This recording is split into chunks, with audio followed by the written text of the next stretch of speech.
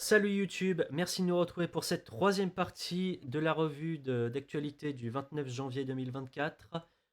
On a fait la première partie sur les agriculteurs, la deuxième partie sur l'Europe, et maintenant on va parler du tribunal international de La Haye, et ensuite on va parler du Texas.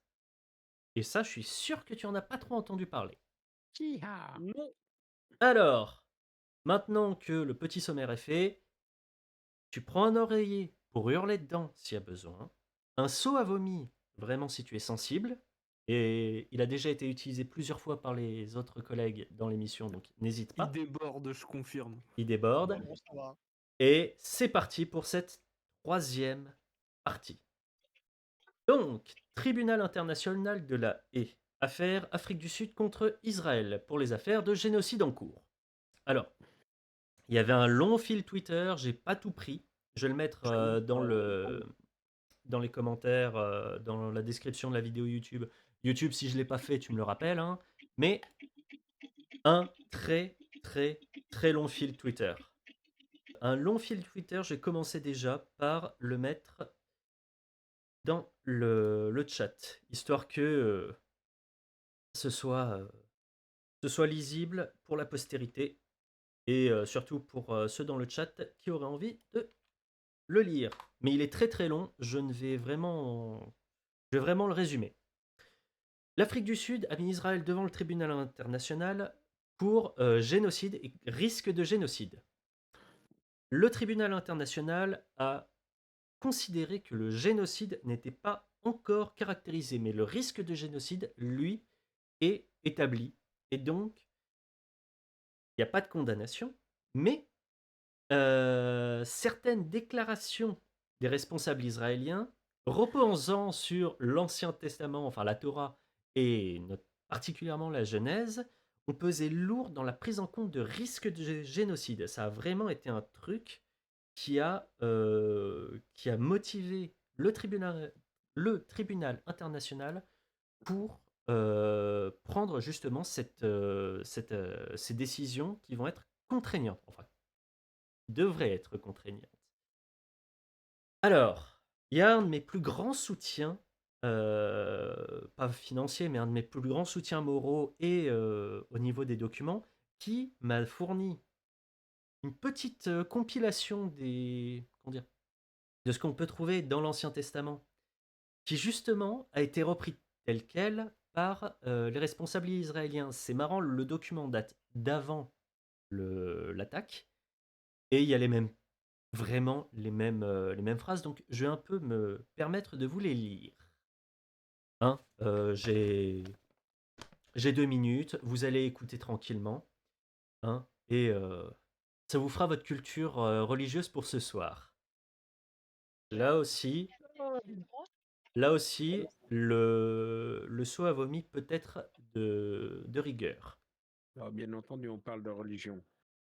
Donc Abraham prit aussi Sarai sa femme, Lot, fils de son frère, et tout le bien qu'ils avaient acquis, et les personnes qu'ils avaient eues à Charan, et ils sortirent pour venir au pays de Canaan, et ils y entrèrent. Alors le pays de Canaan, c'est le sud d'Israël, y compris la Palestine actuelle.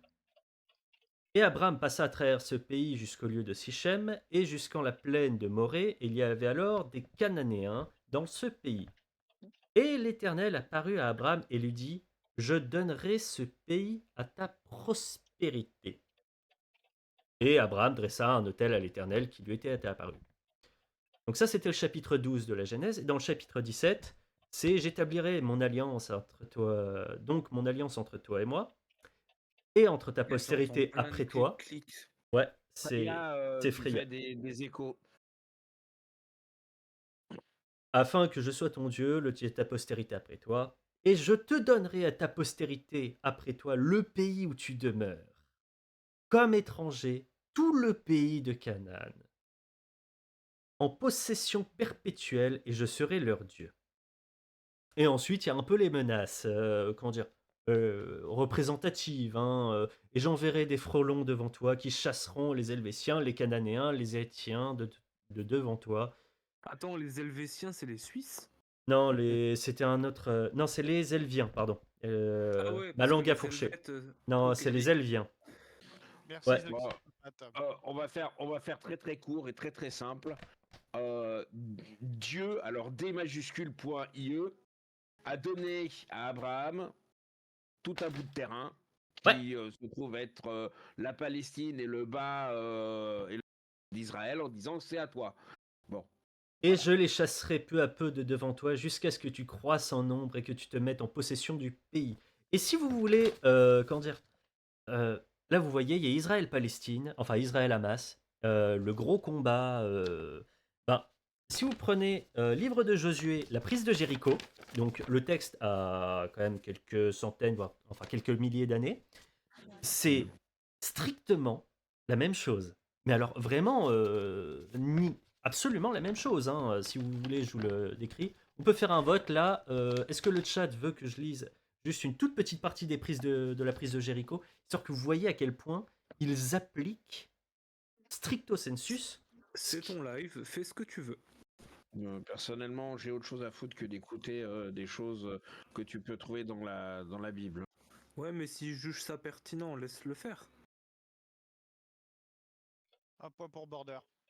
Et ils mirent entièrement à la façon de l'interdit, et passèrent au fil de l'épée tous ceux qui étaient dans la ville, depuis l'homme jusqu'à la femme, l'enfant jusqu'au vieillard, et même jusqu'au bœuf, au menu détail et à l'âne. Puis ils brûlèrent la ville et tout ce qui y était, ils mirent seulement l'argent et l'or, et les vaisseaux d'airain et de fer, au trésor de la maison de l'Éternel. Voilà. Et tous ceux qui tombèrent en ce jour-là, tant hommes que femmes, furent au nombre de 12 000, tous gens de Haï. Les Israélites pillèrent seulement pour eux les bêtes et prirent le butin. Mais vraiment, tout est décrit. Ouais, il y en a une page entière. Et comme je sais que c'est vachement chiant de m'entendre réciter un texte, parce que je ne suis pas un récitateur de texte, vous voyez que, et en plus j'ai fait fuir quelqu'un du chat, vous voyez que tout est marqué. Purement et simplement. Donc, c'est pour ça que le tribunal international a dit que bon ben, faudrait arrêter de faire des appels au génocide et notamment basé sur ça. Et j'avais raison depuis le départ, depuis la dernière fois que j'en ai parlé, et les fois d'avant et les fois encore d'avant. Il ne va rien se passer pour les prochaines années. Là, c'est indiqué, c'est dit, Israël est mis en examen, simplement. Les mesures sont censées être contraignantes. Le génocide ne sera pas confirmé avant plusieurs années. Nuremberg, ils l'ont expédié en 10 mois. Et là, Netanyahou, je sais très bien qu'ils sont pas prêts de voir une prison. Et je vais tellement vous prouver que ce que je dis est absolument vrai, que je vais vous montrer comment, euh, comment ils ont réagi en Israël à la suite de ces indications. Des milliers d'Israéliens, dont 11 ministres du gouvernement de Netanyahou, se sont rassemblés, hier plutôt, pour appeler à une nouvelle colonisation de Gaza. Voilà, ouais, on a été mis en examen, machin. S'en bat les steaks, mais d'une force. Ouais, ils en ont rien à foutre. Ah ouais, vraiment.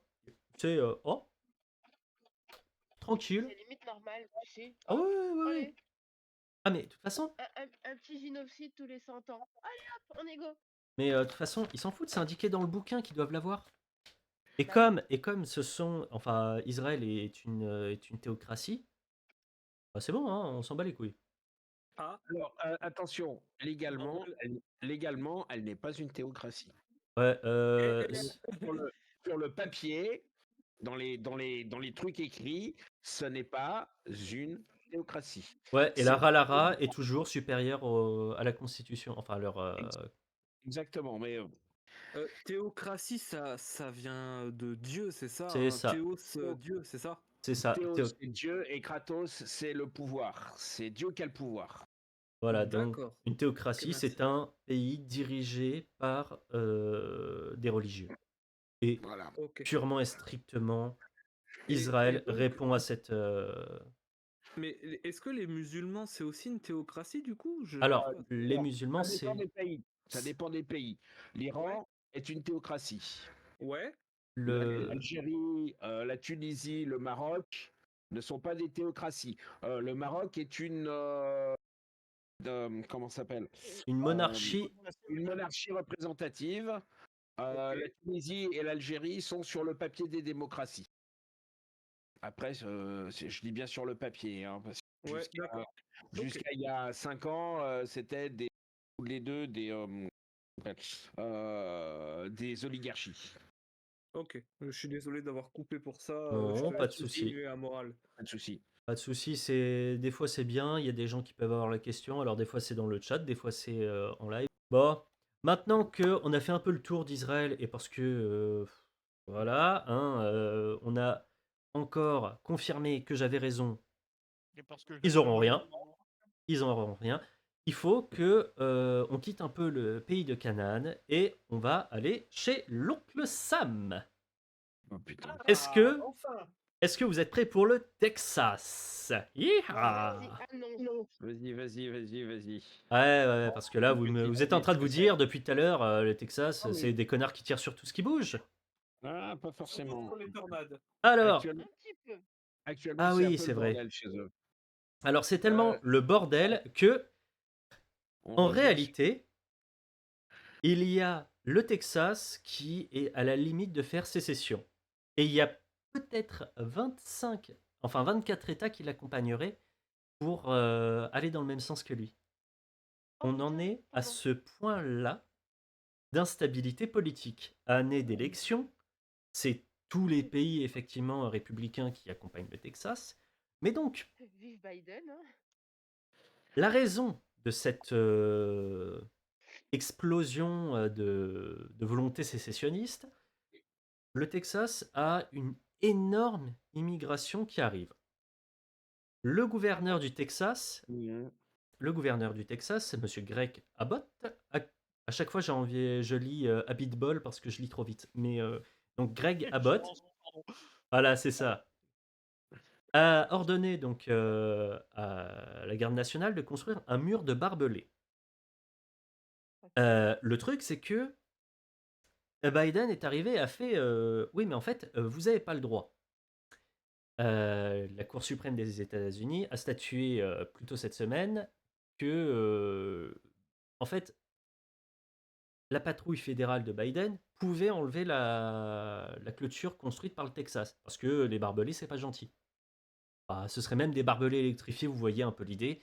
Les mecs sont Ouais, ce tellement que Trump submergés. voulait faire à un moment donné. C'est ça. Et ils voulaient même le facturer aux Mexicains. Mexicain.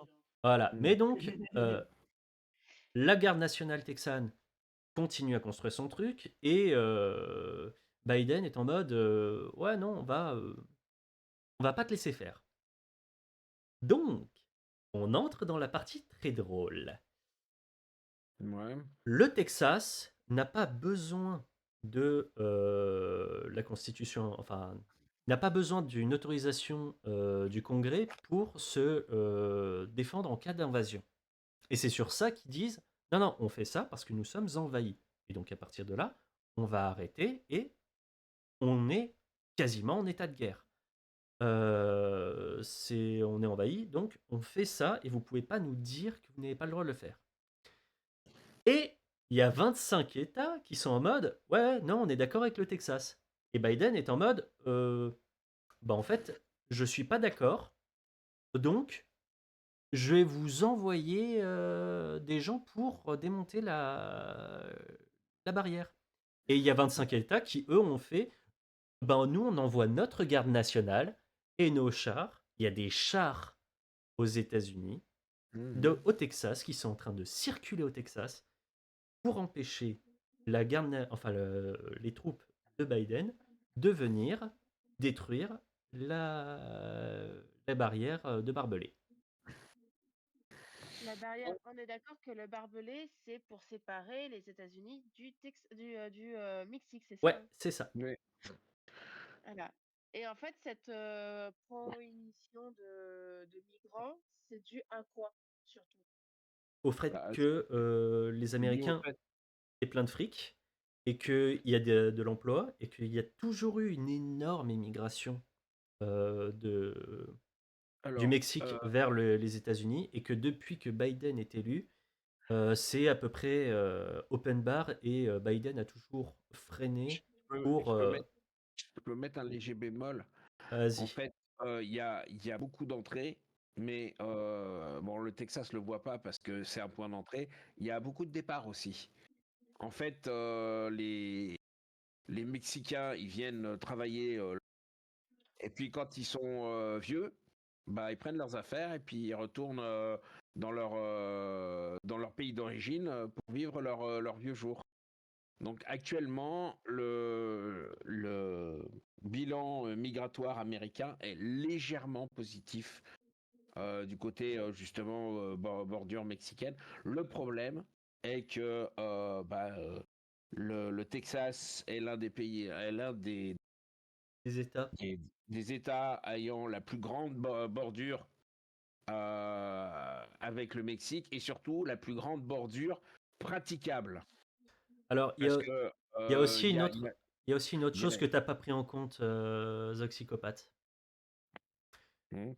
C'est l'hypocrisie de Biden. Ouais, on parle d'hypocrite tout le temps, mais les États du Nord qui sont pro-immigration et qui justement ont le discours que tu viens de tenir, les États du Sud sont en mode ouais, en fait, vous nous cassez les couilles à avoir ce truc, c'est pas vous qui les avez chez vous. Et les États du Nord ont toujours fait bah, comme ils ont fait pendant la guerre de sécession, non, c'est nous qui donnons les ordres, ferme ta gueule. Et le Texas et les États du Sud ont fait il n'y a pas si longtemps que ça un truc. Bah dans ce cas-là, on leur paye le billet, ils vont à New York et vous les accueillez. Et là, les États du Nord, ils ont fait ah non, jamais, jamais de la vie. Donc c'est un peu par rapport à ça que le Texas est arrivé et il a fait ouais non mais on va arrêter les conneries, on va faire une barrière et vous allez pas nous en empêcher. Et là, Biden est en mode alors vous allez pas faire de barrière parce que on va envoyer la garde nationale.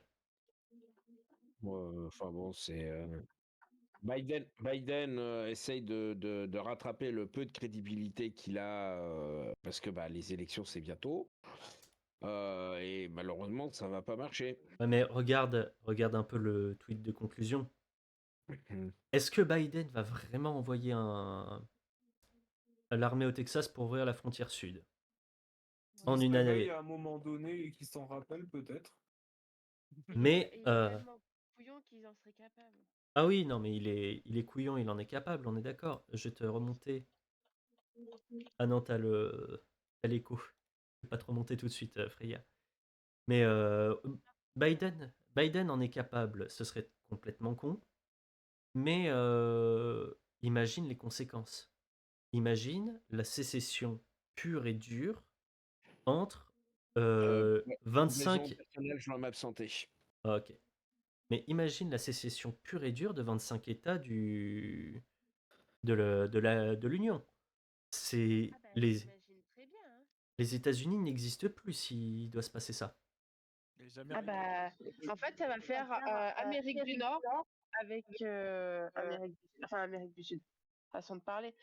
Ça va faire USA Nord, USA Sud Ouais, et c'est limite Caroline du Nord, Caroline du Sud. Mais pourquoi on s'occupe des États-Unis alors que c'est pas notre pays? parce que c'est très intéressant de voir les autres chuter et c'est encore plus intéressant de voir pourquoi ils chutent. Mais ouais, mais pourquoi on regarderait des autres tomber dans le vide alors que nous-mêmes on est en chute libre? Parce que c'est eux qui mènent la danse, très cher. Ah L'UE, oui, effectivement. Ok, l'UE, ok, ok, ok, ok, ok. Je mets le point. C'est moi qui ah là, suis. non, t'inquiète. Et donc, pour que nos spectateurs puissent suivre sur YouTube, hein, euh, si c'est intéressant de regarder les États-Unis, c'est parce que ce sont eux qui contrôlent l'Union européenne et l'Union européenne nous contrôle nous. Enfin, la Est-ce que France. les États-Unis font partie de l'Union européenne? Non, non, non, Non. du tout. Mais c'est l'Union européenne et le Forum international de Davos sont des créations des États-Unis. C'est. Enfin, quel est l'intérêt pour les États-Unis de créer. Attends, je vais juste muter Freya parce qu'il y a un écho. Quels sont les intérêts l'intérêt des États-Unis en 1945 enfin plus ou moins après 1945, de créer un de leurs concurrents, puisque c'était ça, l'Union européenne était censée être un truc qui puisse être à égalité avec les États-Unis et l'URSS. quel est l'intérêt pour les États-Unis de créer quelque chose qui sera leur égal? Aucun intérêt, en réalité. Et ils savaient très bien. C'est pour ça qu'ils ont aidé à ce que l'Union européenne soit dans cette forme-là et ne puisse jamais, au grand jamais, s'opposer aux intérêts américains. Ok. Et en plus, avec tout ce qui est échange de bons procédés et surtout échange de têtes pensantes, nous avons tous les ans ce qui est appelé des Young Leaders, des dirigeants français, des politiques importants, des entrepreneurs français qui sont envoyés aux États-Unis pendant 6 mois pour faire un stage. Et ils font la même chose avec des Américains, histoire de renforcer les liens. Mais bizarrement, quand on regarde la liste des Young Leaders, ce sont systématiquement des gens qui sont pas très connus avant de faire ce stage et qui ont après une puissance dans tous les partis existants. Vous avez évidemment Emmanuel Macron, mais vous avez des Najat Vallaud-Belkacem, vous avez des Boris Vallaud, vous avez Gabriel Attal, vous les avez tous qui ont été Young Leaders.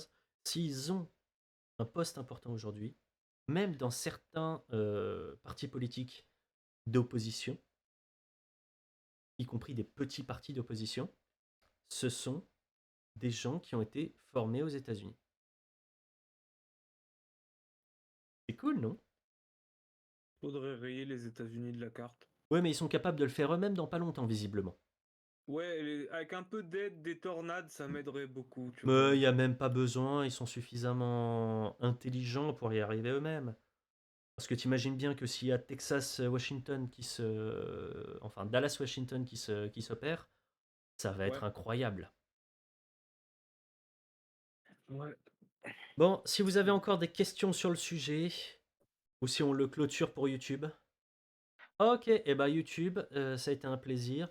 On se retrouve dans 2 jours pour la partie finale, normalement, de cette vidéo. Sauf si c'est censuré, tout ça, hein, tu connais. Et puis, Pardon. partage, et puis voilà, abonne-toi, mets la cloche, tout ça, tout ça. Salut YouTube.